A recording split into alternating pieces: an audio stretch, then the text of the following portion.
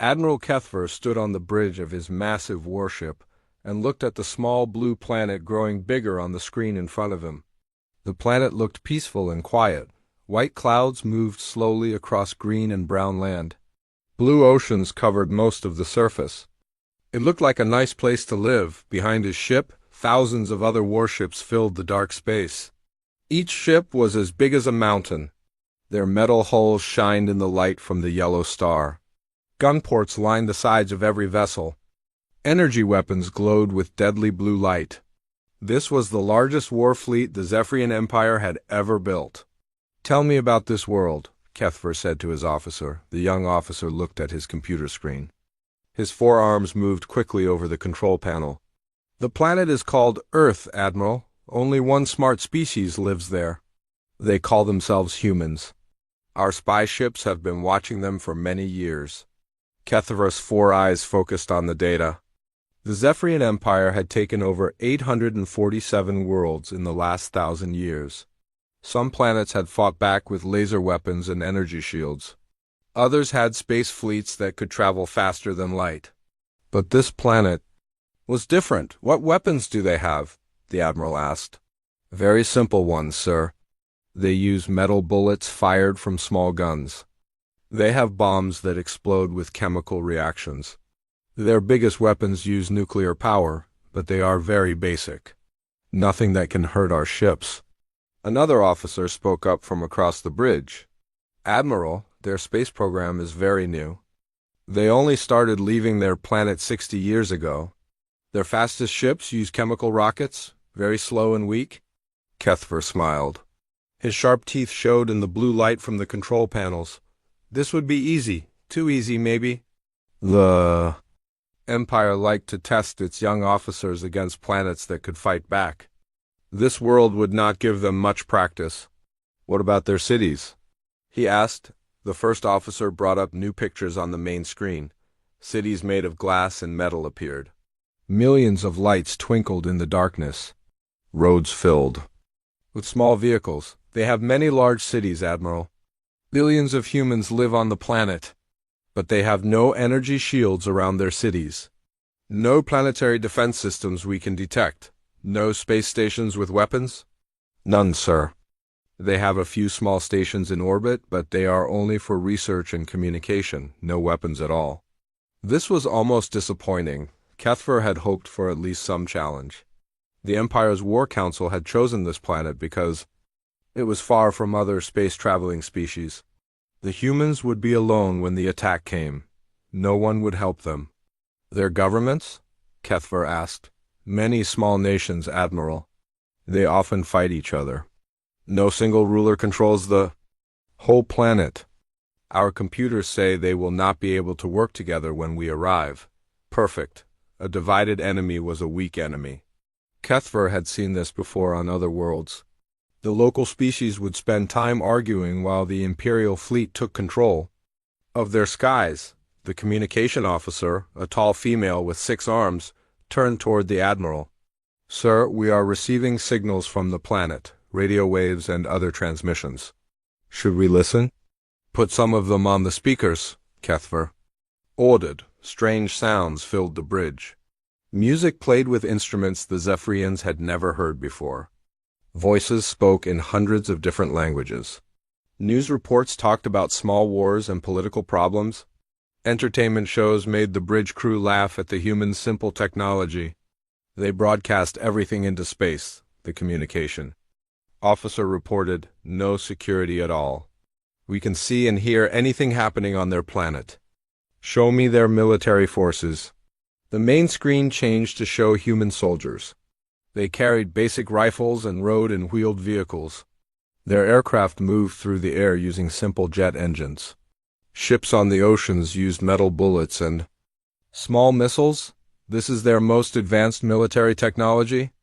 Kethver asked. "Yes, Admiral. Some nations have better equipment than others, but none of it could threaten even our smallest scout ship."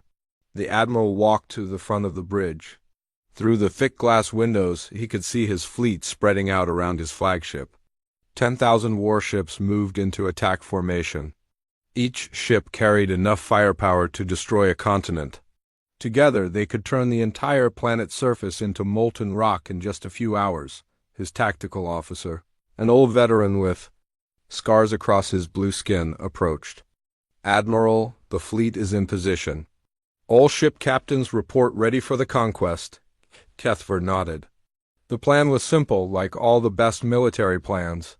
First, they would show their power by destroying any human space stations and satellites. Then they would send the surrender demand. Most species gave up when they saw the size of the Imperial fleet. Those that did not surrender would face a demonstration of Zephyrian firepower. Usually destroying one empty city was enough to make any planet submit. "Sir," the young officer called out, "we are detecting some unusual readings from the planet." "What kind of readings?" The officer looked confused. "Energy signatures, Admiral. But they are very faint. Probably just their power plants for the cities. Nothing that looks like weapons. Are you sure?" "Yes, sir. The computers have analyzed everything. No orbital defenses. No hidden weapon platforms, no energy shields. This planet has no way to fight back against us." Kethver felt a small bit of disappointment.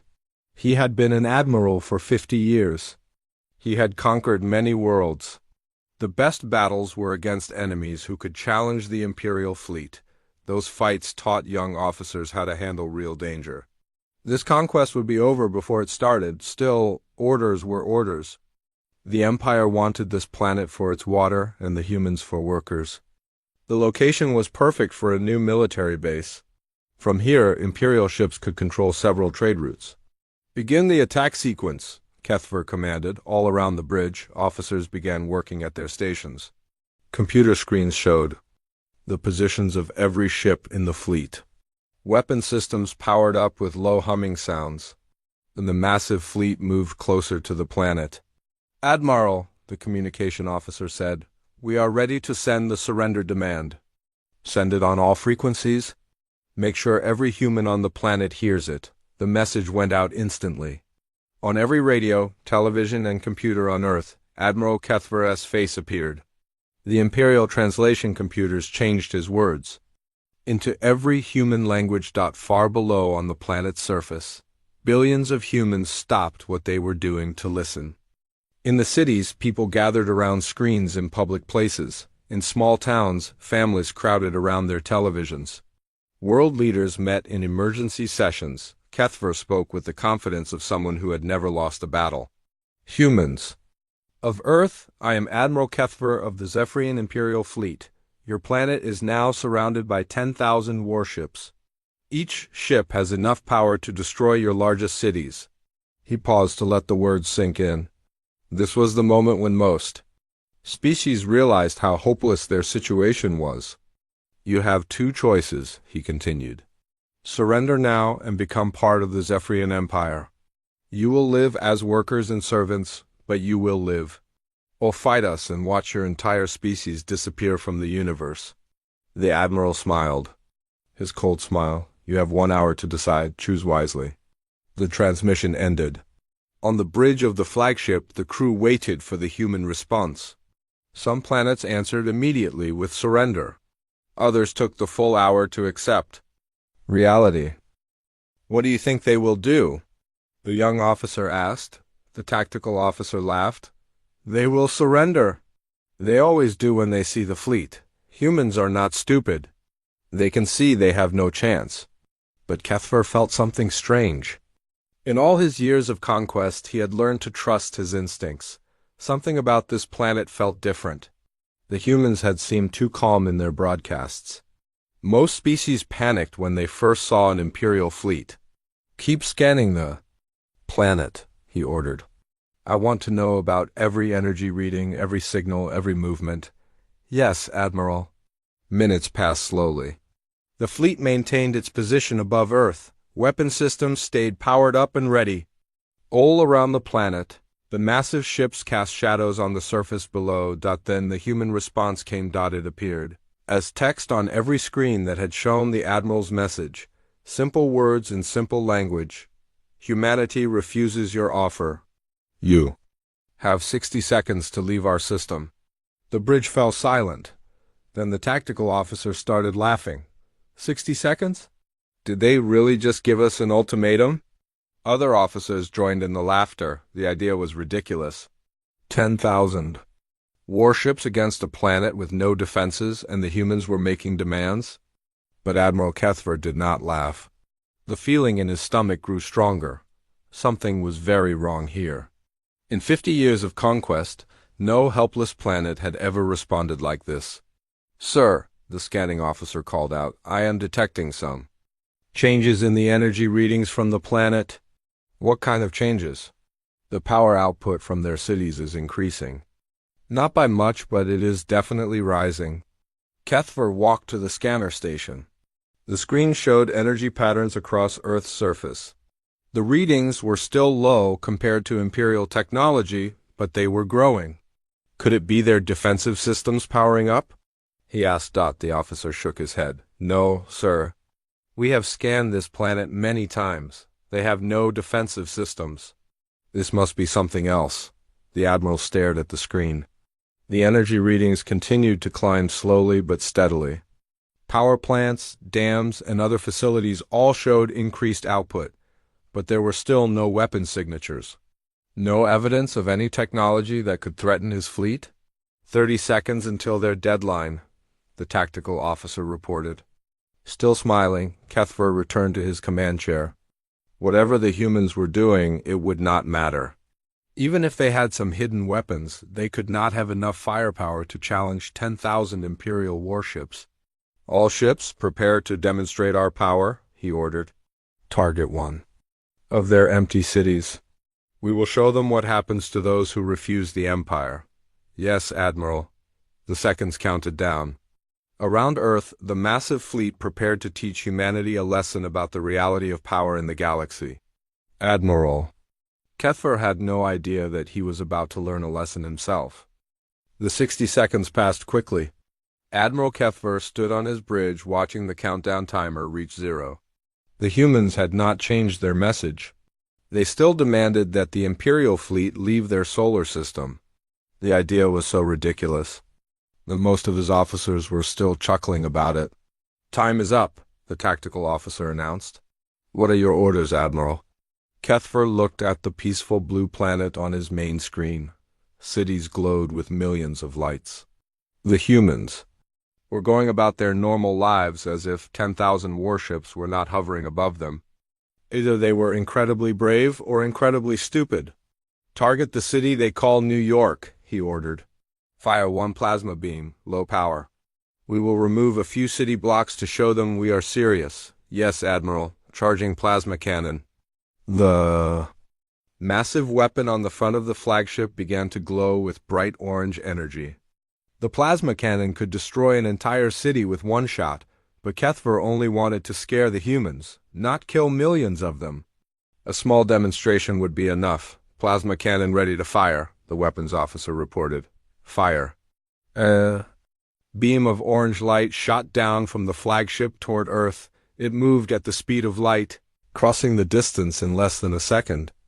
The beam should have hit the tall buildings in the center of New York and turned several city blocks into melted metal and glass. Instead, something impossible happened.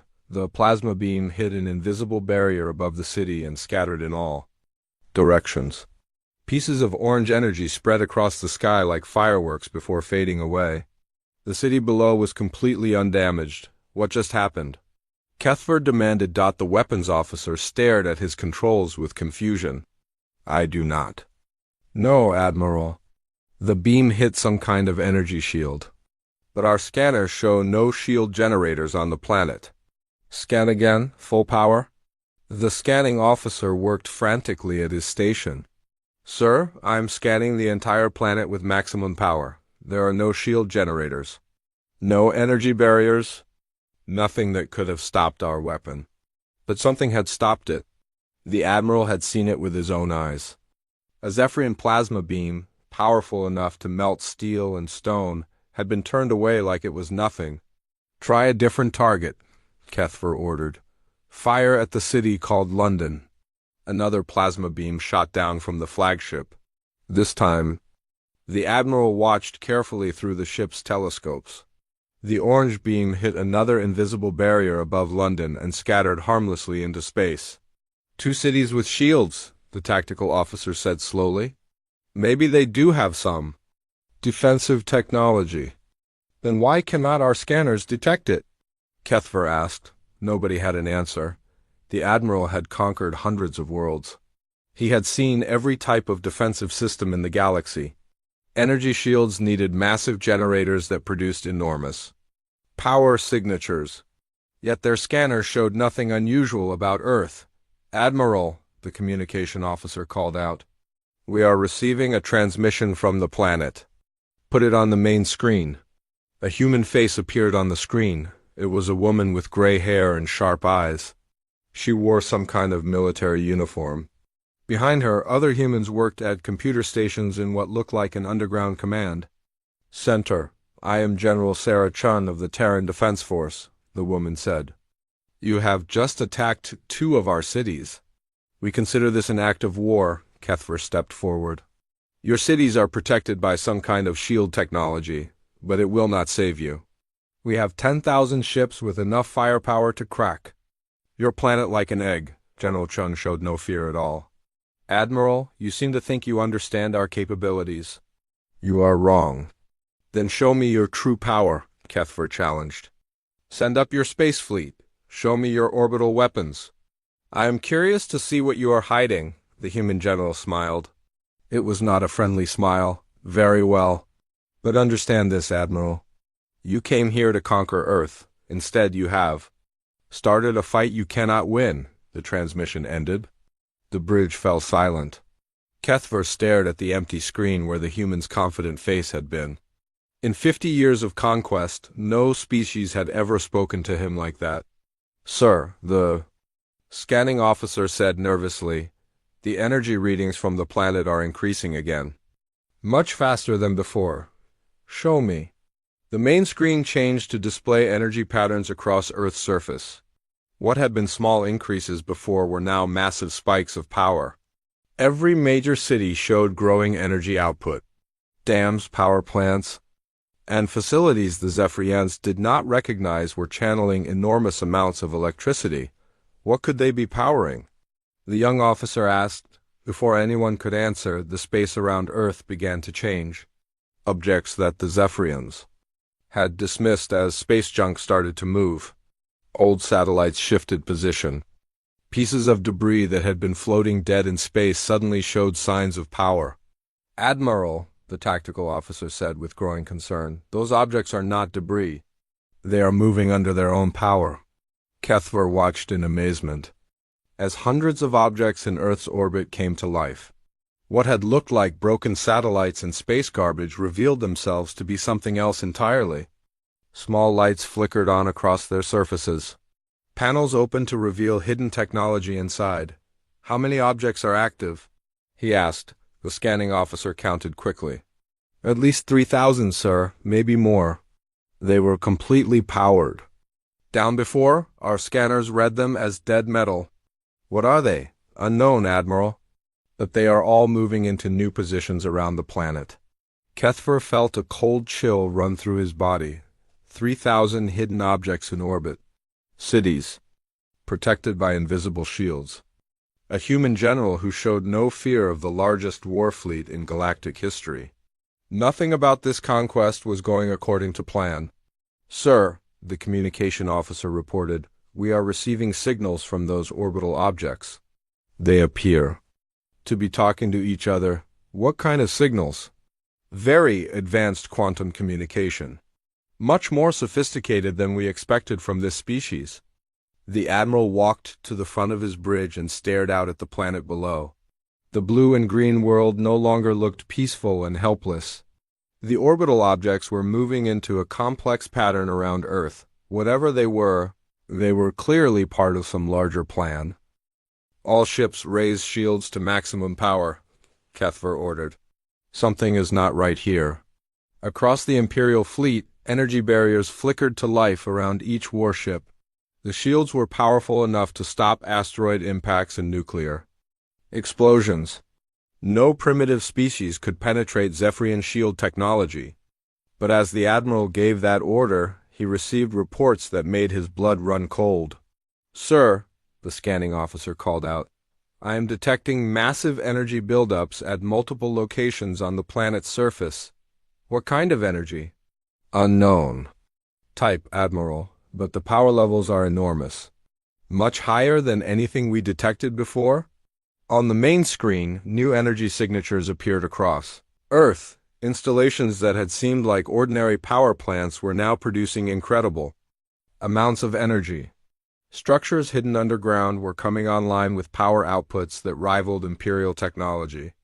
"How is this possible?" the young officer whispered. Kethver had no answer.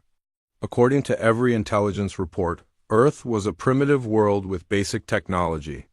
Their most advanced weapons were nuclear bombs that were hundreds of years behind Imperial science. Yet the energy readings he was seeing suggested technology that was far more advanced than it should be. "Admiral," the tactical officer said urgently, "the orbital objects are all pointing in our direction now." The Admiral looked up at the tactical display. Every one of the 3,000 objects in Earth's orbit had turned to face the Imperial fleet. They hung in space like a cloud of metal wasps, all focused on the same target. "Are they weapons?" Kethver asked. "I cannot tell, sir. They are too small to carry serious firepower. But there are so many of them." As if responding to his words, panels began opening on the sides of the orbital objects. What emerged made the Admiral's 4 eyes widen in shock.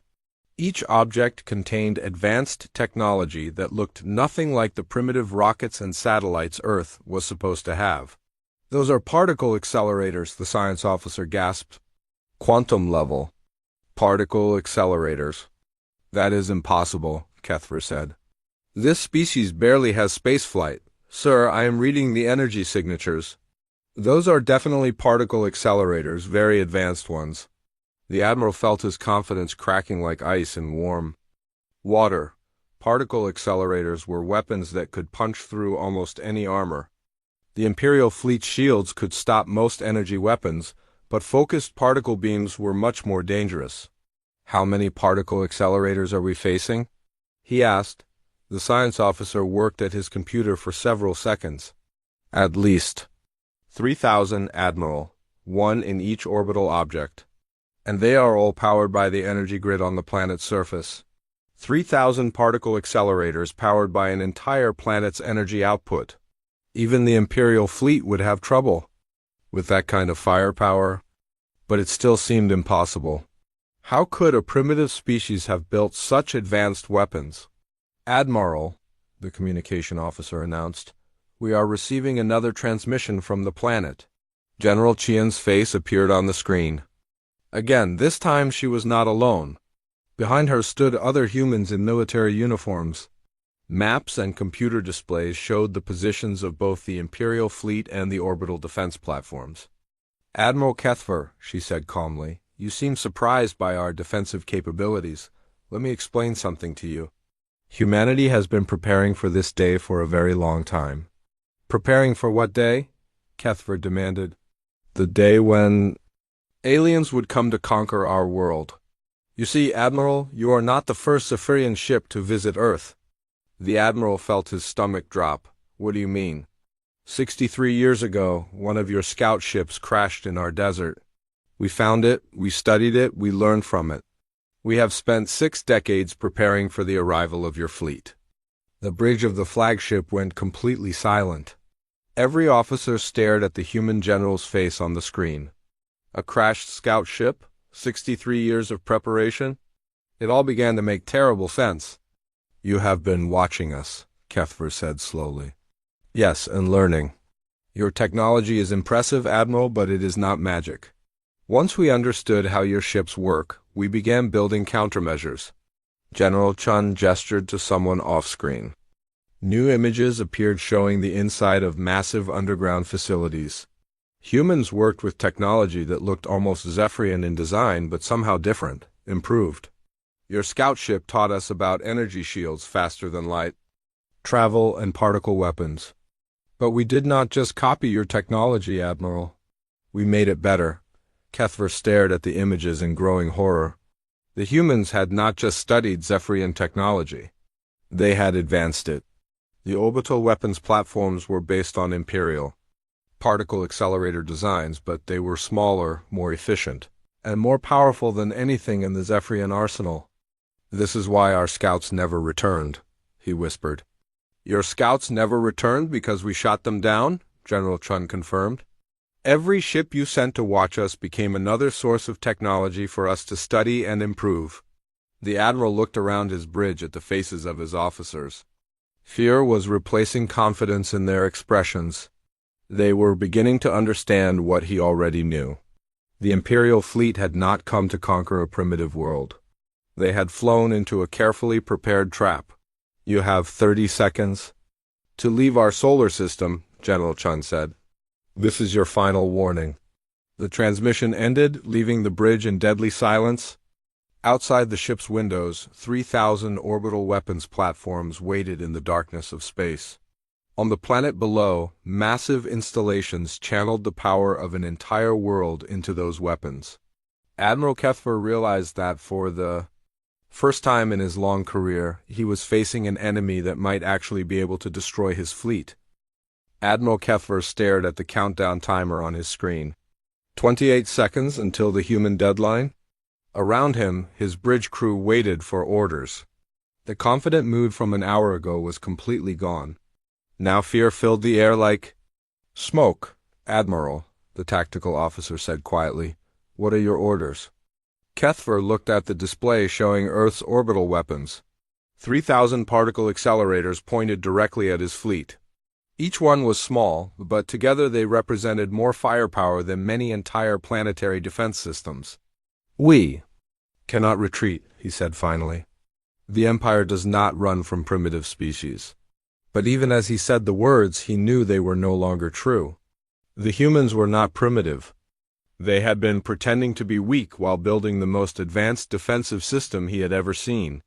15 seconds, Admiral," the communication officer reported. "All ships, prepare for combat," Kethver ordered. "Full power to shields and weapons. We will show these humans the true might of the Zephyrian Empire."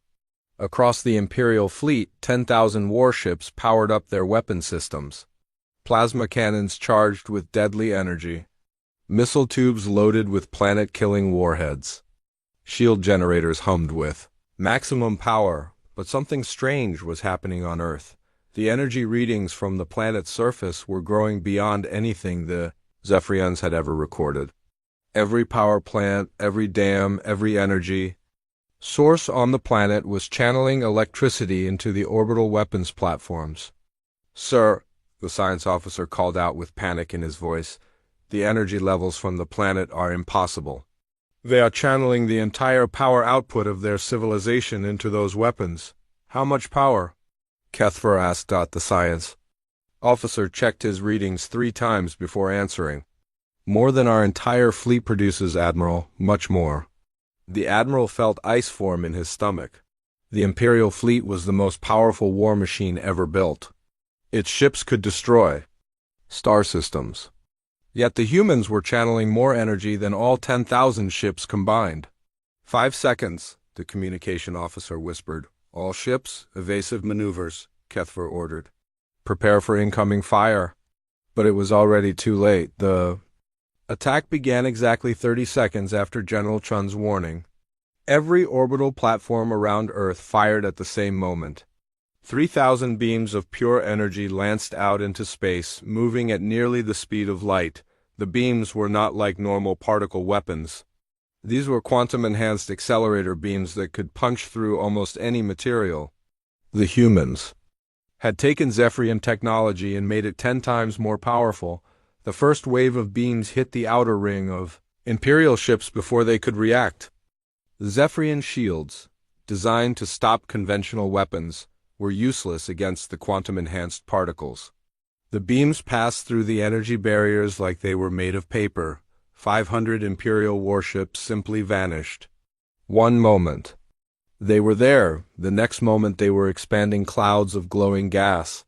The humans had destroyed 1,000 mountain-sized warships in less than 2 seconds. Impossible. Kethver shouted, "Return fire! All ships, return fire!" The remaining ships of the Imperial fleet began shooting back. Thousands of plasma beams and missiles streaked toward Earth, but something incredible happened. Every single shot was stopped by the invisible shield system protecting the planet. "Our weapons are having no effect," the tactical officer reported. "Their planetary shields are absorbing everything we fire at them." Meanwhile, the orbital platforms were already charging for a second attack. The energy readings from Earth's surface spiked even higher. Somehow, the humans were increasing their power output beyond what should have been physically possible. "Admiral," the scanning officer called out, "I am detecting energy sources we missed before. There are massive installations underground all over the planet. Fusion reactors, antimatter generators, things our computers cannot identify. How did we miss them? They were completely powered down during our initial scans. Now they are all coming online at once?" Kethver watched in horror. As Earth revealed its true nature, what had seemed like a peaceful world with simple technology was actually a fortress planet. Underground installations across every continent were channeling incredible amounts of power to the orbital defense grid. The second wave of attacks came from the surface itself. Structures that had looked like radio telescopes and communication arrays revealed their true purpose. They were massive energy cannons, each one the size of a city block. 24 enormous beams shot up from Earth's surface. These were even more powerful than the orbital weapons. They moved in perfect coordination, striking different sections of the Imperial fleet with devastating accuracy. More ships died. The proud warships of the Zephyrian Empire exploded like fireworks against the black of space. Each beam could destroy multiple ships with a single shot. "Shields are useless," the tactical officer reported. "Their weapons are passing right through our defenses." "Then we run," Kethver decided. "All ships, retreat to jump distance. We will call for reinforcements." But as the Imperial fleet tried to pull back, they discovered another terrible truth. The orbital platforms were not just weapons. They were also equipped with gravity manipulation technology. "Admiral," the navigation officer called out in panic, "we cannot retreat. Something is holding us in place." "What do you mean?" "The orbital platforms are generating localized gravity fields. Our ships cannot reach escape velocity." Kethver stared at the tactical display in growing horror. The humans had trapped his entire fleet in Earth's gravity well. 10,000 ships, the pride of the Zephyrian Empire, were caught like fish in a net. The third wave of attacks came from an unexpected source. Space around Earth was filled with what the Zephyrians had thought was debris and old satellites. Now, these objects revealed their true nature as well. They were not individual weapons platforms. They were parts of a massive distributed weapons system, each piece connected to the others through quantum entanglement, allowing them to coordinate their attacks with perfect timing. 1,000 smaller beams lanced out from these hidden weapons. They were not as powerful as the main orbital platforms, but there were so many of them that they created a web of deadly energy around the Imperial fleet, ships that tried to dodge. The main beams ran into the smaller ones. Ships that avoided the smaller beams were hit by the surface cannons. There was nowhere to run and nowhere to hide. "How are they coordinating all of this?" the communication officer asked. The answer came from the science officer. "Quantum communication network, sir. Every weapon platform is connected to every other platform. They are fighting as a single unit." Kethver had never seen anything like it. Individual weapon systems were dangerous. Coordinated defense grids were more dangerous. But this was something entirely new. The humans had turned their entire planet and orbital space into one giant weapon. "Admiral," the tactical officer reported, "we have lost 2,000 ships. Our formation is breaking apart. 2,000 ships destroyed in less than 4 minutes. The humans were killing Imperial warships faster than Kethver could count them. At this rate, his entire fleet would be gone in less than 10 minutes. "Sir," The scanning officer called out, "I am detecting new contacts. More objects are powering up around the planet. More weapons?" "I think so, sir. They were hidden on asteroids and small moons, hundreds of them." The Admiral looked at his tactical display with growing despair. Every few seconds, new weapon signatures appeared on the screen. The humans had hidden defensive platforms everywhere in their solar system. On moons, on asteroids, even on comets that pass through the area. "This is not a planetary defense system," he whispered. "This is a fortress star system." The fourth wave of attacks came from these hidden platforms. Beams of energy crossed space from every direction. The Imperial fleet was surrounded by weapons they had never seen and could not detect until it was too late. "Admiral," his communication officer said urgently, "we are receiving a transmission from Earth." General Chun appeared on the screen again. Behind her, humans worked calmly at their control stations. No panic, no fear. They were fighting the largest space battle in galactic history like it was a training exercise. "Admiral Kethver," she sighed, "your fleet is trapped. Your shields are useless against our weapons. Your ships are being destroyed faster than you can count them." "You cannot defeat the entire Imperial fleet," Kethver said, but his voice shook with doubt. "We already are defeating it," General Chun replied. "In the past 5 minutes, you have lost 3,000 ships. At this rate, your entire fleet will be destroyed in exactly 4 more minutes." The Admiral looked at his battle display. She was right. The numbers did not lie. The humans were winning. How? He asked, "How did a primitive species build weapons?" "Like this?" "We told you, Admiral.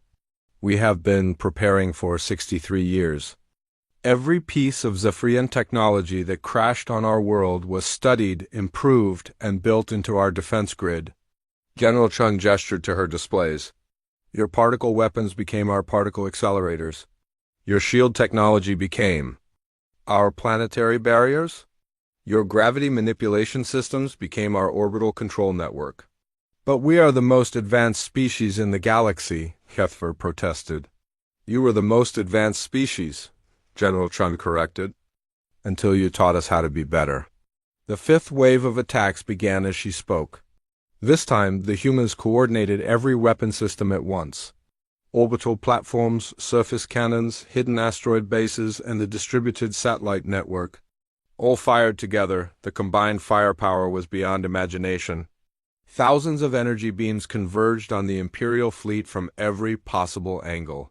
Ships that had survived the earlier attacks were caught in a web of destruction they could not escape. "Admiral!" the tactical officer shouted over the sound of alarms. "We have lost half the fleet." "Repeat, we have lost half the fleet."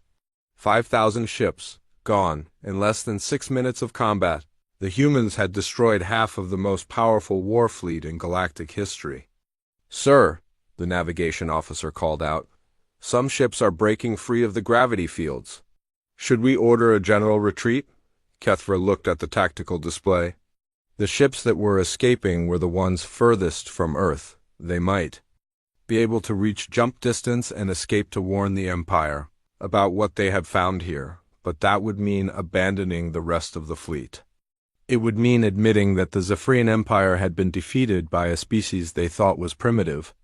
"Admiral," General Chun said from the screen, "you have one chance to save the rest of your ships. Order them to surrender immediately." "The Zephyrian Empire does not surrender," Kethver replied. "Then the Zephyrian Empire dies here today," General Chun said simply, as if to prove her point. Another wave of coordinated fire swept through the Imperial fleet. More ships exploded in brilliant flashes of light. The proud warships that had conquered hundreds of worlds were being destroyed like toys by an enemy they had completely underestimated. "Admiral." Kethver watched his fleet dying around him and realized that General Chun was right. The Zephyrian Empire was about to suffer its first total defeat, and it was happening in less than 10 minutes against a species they had thought was helpless. Admiral Kethver watched another 100 ships disappear from his tactical display. The humans were destroying his fleet so fast that the computer could barely keep count. Red warning lights flashed across every surface of his bridge. "Alarms! screamed from a dozen different systems. 6,000 ships lost, the tactical officer reported. His voice was hollow with shock. Admiral, we have never seen destruction like this. How much time has passed? Kethver asked. 7 minutes since. The attack began, sir? 7 minutes. In 7 minutes, the humans had destroyed more Imperial ships than the Empire had lost in the past 100 years of conquest. The proud Zephyrian war machine was being torn apart like paper in a storm. Sir, the communication officer called. Out. Captain Veltar of the destroyer Bloodstrike is requesting permission to surrender his ship. Denied, Kethver said immediately. No Zephyrian ship surrenders. But even as he gave the order, he watched 3 more destroyers explode on his screen. The humans were targeting the smaller ships first, working their way up to the larger vessels. It was a systematic destruction designed to cause maximum fear among the surviving crews. Admiral, the science officer said urgently, I am reading massive energy buildups from the planet's surface again. Much larger than before. What kind of energy buildups? Unknown type, sir. But the power levels are beyond anything we have recorded. They are channeling energy from sources I cannot identify. On the main screen, new energy signatures appeared. Across Earth's surface, massive installations that had been hidden underground were coming online. The power readings were so high that the ship's computers kept recalculating the numbers, unable to believe their own measurements. How is this possible? The young officer whispered. Where are they getting all this energy? The answer came from an unexpected source. The communication officer had been monitoring human broadcasts during the battle. Sir, I think I know. They are using their star. What do you mean? The humans have built collectors in space that gather energy directly from their sun. Massive. Orbital arrays that we missed because they looked like scientific equipment. Admiral Kethver felt his last hope crumble. The humans were not just using their planet's energy. They were drawing power directly from their star. No wonder their weapons seemed to have unlimited energy. Admiral, the tactical officer shouted, massive energy spike from the planet. All surface installations are charging simultaneously. On the tactical display, every human weapon system began glowing with increasing power. The orbital platforms, the surface cannons, the hidden asteroid bases, even the small satellite network, all of them were drawing energy from the solar collectors and the planet's power grid. All ships, emergency evasive maneuvers, Kethver ordered. Maximum power to engines, but it was useless. The gravity fields generated by the orbital platforms kept most of his ships trapped in place. Only the vessels on the outer edge of the formation could move freely, and there were not many of those left. The 6th wave of attacks began with a sound like thunder in space. Every human weapon fired at once, creating the most concentrated display of firepower anyone had ever witnessed. Thousands of energy beams crossed the darkness between Earth and the Imperial fleet. This time, the humans were not just trying to destroy ships, they were sending a message. The beams converged on the largest vessels in the fleet, the heavy battleships and carriers that formed the backbone of Imperial power. The flagship Eternal Glory, a ship larger than most cities, took 17 direct hits in 3 seconds. Its massive shields collapsed like soap bubbles. Its thick armor plating melted like ice. The proud vessel that had conquered 40 worlds exploded in a ball of fire that could be seen from Earth's surface.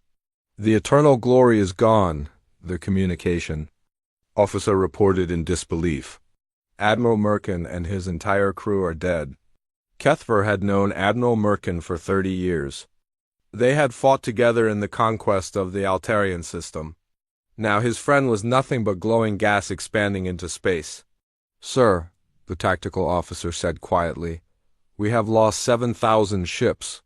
More than 2/3 of the fleet is gone. 2/3 of the fleet. Destroyed in 8 minutes. The remaining ships were scattered and demoralized. Many captains were sending private messages begging for permission to retreat or surrender. Admiral, the scanning officer called out, the human orbital platforms are moving again. They are adjusting their positions, To do what? I think they are preparing for a final attack, sir. All remaining Imperial ships will be in range within 60 seconds. Kethver looked at his display showing the surviving ships of his once mighty fleet.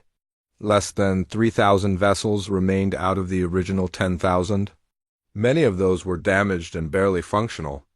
Sir, his communication officer said softly, we are receiving another transmission from Earth. General Chun appeared on the screen one more time. The underground command center behind her was calm and organized.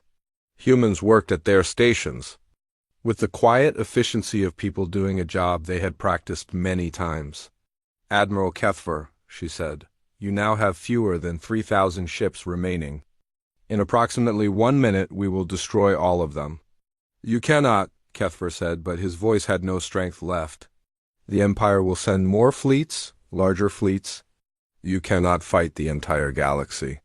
Admiral, you still do not understand. General Chun replied, we are not just fighting your fleet.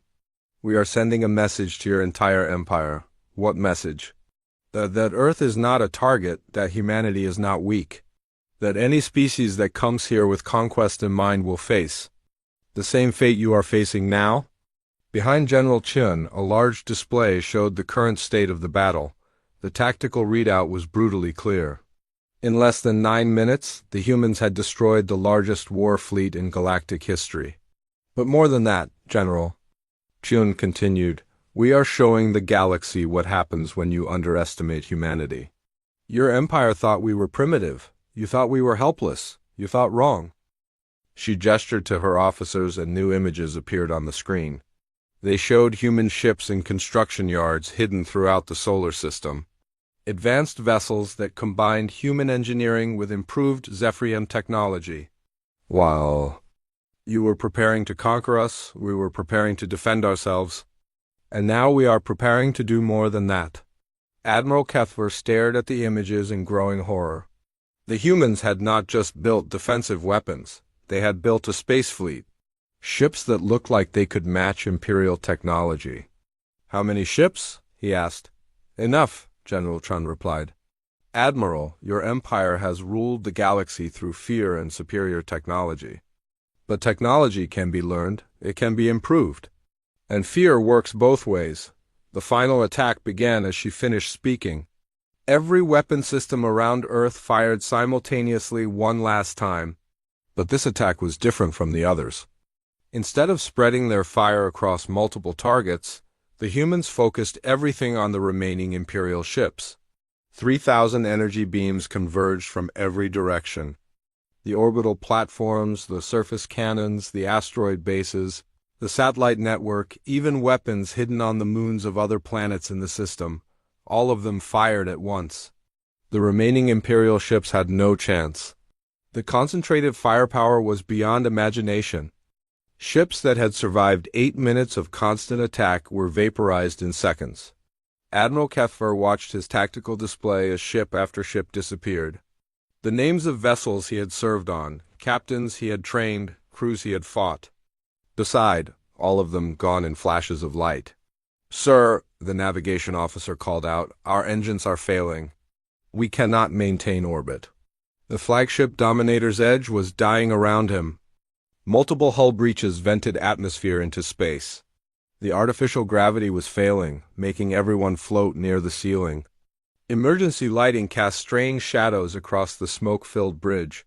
Admiral, the communication officer said. Captain Zekalon of the cruiser Star Hunter reports that his ship is breaking apart. He is requesting permission to ram the planet. Denied, Kethver said automatically. All ships will fight until the end.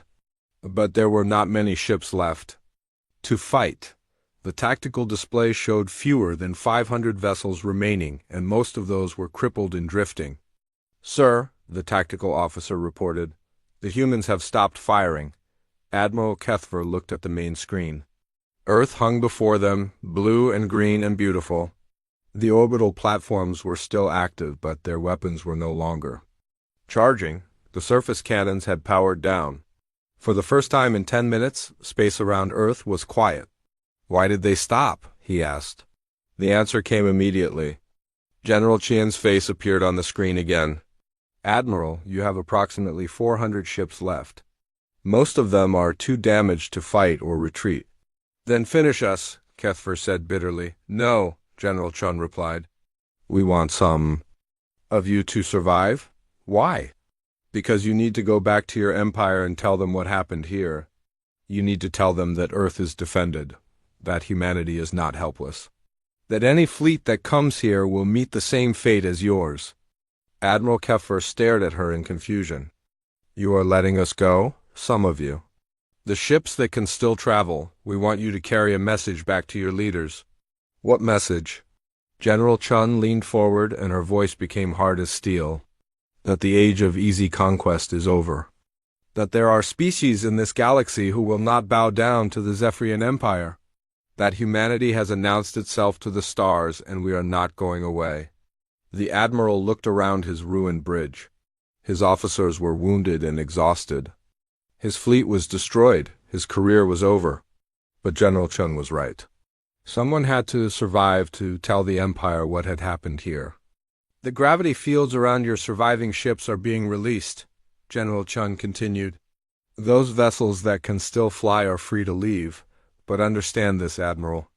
If you ever return to this system with hostile intent, you will not be shown mercy a second time. On the tactical display, Kethfer watched as the human orbital platforms moved aside, creating a clear path away from Earth. The gravity fields that had trapped his fleet were slowly fading. Sir, the navigation officer reported, we have engine. Power, we can reach jump distance. Admiral Kethfer took one last look at the blue planet that had destroyed his fleet and broken his career. 10,000 ships had come here to conquer a primitive world. Less than 400 would return home. All surviving ships, he transmitted across the fleet communication network, retreat to jump distance, we are going home. As the battered remnants of the Imperial fleet limped away from Earth, Admiral Kethfer began composing the report he would have to give to the Emperor. How could he explain that the most powerful war fleet in galactic history had been destroyed in 10 minutes? By a species they thought was helpless? How could he tell the Empire that humanity was no longer a target for conquest, but a threat that would have to be taken seriously? How could he admit that the Zephyrian Empire had just suffered its first total defeat? Behind them, Earth grew. Smaller on the screen, but the memory of what had happened here would stay with every surviving crew member for the rest of their lives. They had witnessed the birth of a new power in the galaxy, a power that would change everything. The damaged Imperial flagship Dominator's Edge limped through space toward the jump point. Behind it, 387 other ships followed in a ragged formation. They were all that remained of the greatest war fleet the galaxy had ever seen. Admiral Kethfer sat in his command chair and stared at the stars ahead. His bridge was a ruin of broken computers and sparking wires. Half his crew was dead or wounded. The other half moved like ghosts, their faces showing the shock of total defeat. Admiral, his communication officer said quietly, we are receiving the final transmission from Earth. Put it on screen. General Chun appeared one last time. The human command center behind her was still calm and organized. It looked like the command center of winners. Admiral Kethfer, she began, before you leave our system, there is something else you need to know. What? Kethfer asked tiredly. Earth is not alone, we have allies now. Other species that your empire tried to conquer. Other worlds that survived your attacks and learned from them. New images appeared on the screen. Star maps showing systems throughout the galaxy.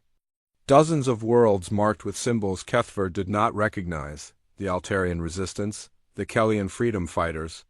The survivors from Nexus Prime, all of them have been working with us for decades, sharing technology, planning defenses, preparing for the day when the Empire would finally be stopped.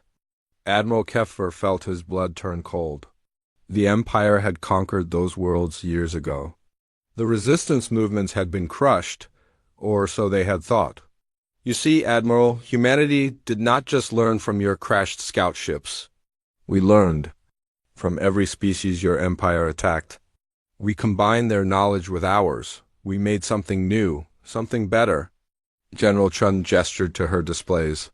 The weapon systems that destroyed your fleet were not just human technology.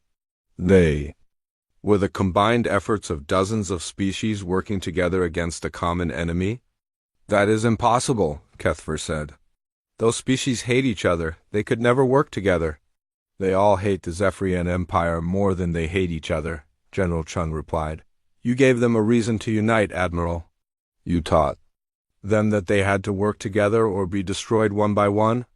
The Admiral stared at the star maps showing the allied worlds. If what the human was saying was true, then the Empire faced a threat unlike anything in its history. Not just one defended world, but an alliance of species working together. How many worlds are in this alliance? He asked. Enough, General Chun answered. And more join us every day. Every world your empire attacks now knows that there is an alternative to conquest or destruction. They know they can fight back. She leaned forward and her eyes were hard. As steel, Admiral, your empire has ruled through fear for 1,000 years. But fear only works when people believe they have no choice. Now they know they do have a choice. What choice? They can fight back? They can win? They can be free? The transmission ended, leaving the bridge in silence. Admiral Kethver stared. At the empty screen where the human general's confident face had been, everything was different now. The galaxy would never be the same. Sir, the navigation officer reported, we are approaching the jump point. Jump when ready, Kethver ordered. The stars stretched and twisted as the surviving ships entered hyperspace. They were heading home to the Zephyrian core worlds. Home to report the greatest military disaster in Imperial history. The journey took 6 days. 6 days for Admiral Kethver to write his report. 6 days to try to explain how 10,000 ships had been destroyed in less than 11 minutes. 6 days to prepare for the end of his career and possibly his life. When the fleet emerged from hyperspace near the Imperial capital world of Zephyr Prime, they were met by a reception committee of 20 battleships. The Empire had been expecting them to return victorious with news of another conquest. Instead, they found a broken fleet carrying news of defeat. Imperial Fleet Dominator's Edge. This is Admiral Morduck of Home Defense Command. Report your status. Immediately. Kethver looked around his ruined bridge one more time. Admiral Morduck, this is Admiral Kethver. The Earth conquest mission has failed. I am requesting immediate audience with the Emperor. Silence filled the communication channel. For long seconds. Then Admiral Morduck's voice returned, filled with disbelief. Did you say the mission failed? The mission failed completely. The target species destroyed 96% of our fleet. I need to speak with the Emperor immediately. Admiral Kethver, you are ordered to proceed directly to the Imperial Palace. Do not communicate with anyone else until you have reported to the Emperor personally. The surviving ships were escorted to Zephyr Prime under heavy guard. News of the disaster was kept secret, but rumors spread quickly through the capital. Fleet of 10,000 ships had left 6 months ago. Less than 400 had returned. Emperor Velgoth sat on his crystal throne in the center of the Imperial Palace. He was ancient even by Zephyrian standards, having ruled the Empire for 300 years. His 4 eyes glowed with cold intelligence as Admiral Kethver approached. Admiral, the Emperor said, his voice echoing through the vast throne room. Explain to me how you lost 96% of the largest fleet in Imperial history. Kethver knelt before the throne. Around him, dozens of Imperial advisors and generals watched in silence. Your Majesty, we underestimated the target species. Completely. How? They were not primitive, Your Majesty. They had been preparing for our arrival for 63 years. They used technology from our crashed scout ships to build advanced defensive systems. Emperor Velgoth leaned forward. You are telling me that a single world defeated 10,000. Imperial warships? Yes, Your Majesty. But that is not the worst news. There is worse news? Admiral Kethver took a deep breath. Your Majesty, the humans have formed an alliance with other species throughout the galaxy, species we thought we had conquered. They are working together to resist Imperial expansion. The throne room fell. Completely silent. The advisors and generals stared at Kethver in shock. The idea of conquered species working together was beyond their understanding. "Name these species," the Emperor commanded. "The Altarians, Your Majesty, the Kellians, the survivors from Nexus Prime, dozens of others. They have been secretly building weapons and sharing technology for decades." Emperor Velgoth stood up from his throne. His ancient frame towered over the kneeling admiral. "Are you telling me that there is a rebellion spanning multiple star systems?" "Not a rebellion, Your Majesty, an alliance. They call themselves the Coalition of Free Worlds." "How many worlds are in this coalition?" "I do not know, Your Majesty." "But the human general indicated that more join them every day?" The Emperor walked down the steps from his throne until he stood directly in front of Admiral Kethver. "Show me the battle records." Kethver activated a holographic projector. The throne room filled with images from the battle around Earth, the Imperial. Advisors watched in growing horror as ship after ship was destroyed by the human defense systems. "Impossible," one general whispered. "No single world could have that much firepower." "It was not a single world," Kethver explained. "The humans had hidden weapons throughout their entire star system. Orbital platforms, surface cannons, asteroid bases, even weapons powered by their sun." The holographic display showed the systematic destruction of the Imperial fleet, 10 minutes of concentrated firepower that turned the pride of the Empire into expanding clouds of gas and debris. "Your Majesty," another advisor said, "if this coalition has this level of technology, they represent a serious threat to Imperial expansion." Emperor Velgoth studied the battle records carefully. His ancient mind processed the implications of what he was seeing. For 1,000 years, the Empire had expanded without serious opposition. Now they faced organized resistance with advanced technology. "Admiral Kethver," he said finally, "what was the humans' final message?" "That the age of easy conquest is over, Your Majesty. That any Imperial fleet sent to attack coalition worlds will face the same fate as ours." The Emperor returned to his throne and sat in silence for several minutes. The entire throne room waited for his decision. Finally, he spoke. "Send messages to all Imperial fleets," he commanded. "All expansion operations are suspended immediately, Your Majesty?" One advisor asked in confusion. "We need time to analyze this new threat. If this coalition has the technology to destroy a fleet of 10,000 ships, we cannot continue expansion until we understand their full capabilities." Emperor Velgoth looked at Admiral Kethver. "Admiral, you will work with Imperial intelligence to prepare detailed reports on everything you observed at Earth, weapon specifications, tactical capabilities, alliance structure, everything." "Yes, Your Majesty." "And Admiral," the Emperor added, "you will also prepare contingency plans for defending our core worlds. If this coalition decides to move from defense to offense, we must be ready."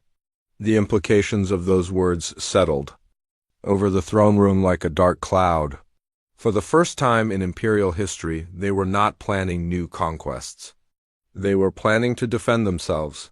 Meanwhile, back at Earth, General Chun stood in the same underground command center, where she had coordinated humanity's defense. Around her, technicians were powering down the weapon systems and beginning damage assessments. "General," one of her officers reported, "all orbital platforms are secure. Surface installations are returning to standby mode. The threat has been eliminated."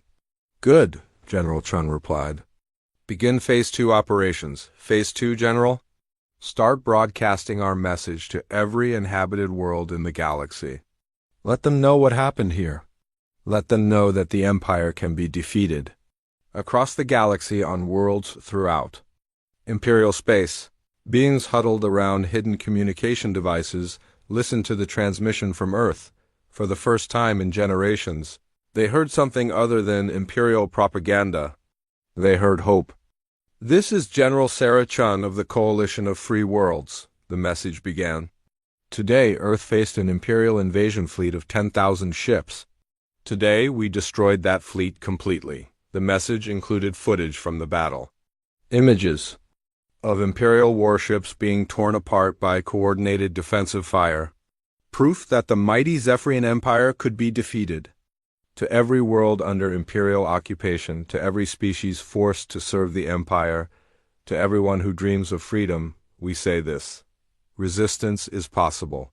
Victory is possible. You are not alone. On world after world, beings looked up at the stars with new understanding. The Empire was not invincible. They could fight back. They could win. The age of Zephyrian dominance was ending. The age of the coalition of free worlds had begun. And it had all started when humanity decided that Earth would never bow to any would-be conqueror. The species that had once been considered primitive had just changed the balance of power in the entire galaxy. The message was clear to everyone. Whether they were allies or enemies, humanity had arrived on the galactic stage and they were not going anywhere.